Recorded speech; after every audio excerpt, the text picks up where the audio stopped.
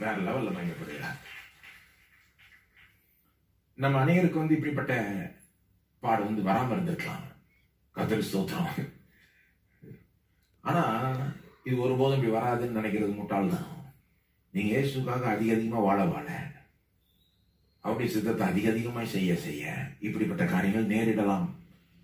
வீட்லயோ, வேலையிலயோ, உலகத்திலேயோ, சபையிலையோ, சபைனா பொதுவா சொல்றேன், visible search காணக்கூடிய சபையிலையோ இந்த மாதிரி எதிர்ப்புகளும் வரலாம். அதெல்லாம் சந்திக்க மென்டலி ரெடி ஆயிக்கணும். அதனால தான் இயேசு சொல்றாரு, என்ன பின்பற்றனா யூ கவுண்ட் தி காஸ்ட். சும்மா பின்னால் நடந்து வராத.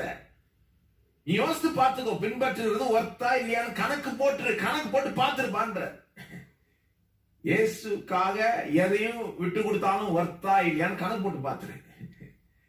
நீங்க நம்ம எல்லாருமே கணக்கு போட்டு பார்த்துடணும். இந்த மார்க் 8:34-38 வாசித்தீங்கன்னா கணக்கு போட வைக்கிற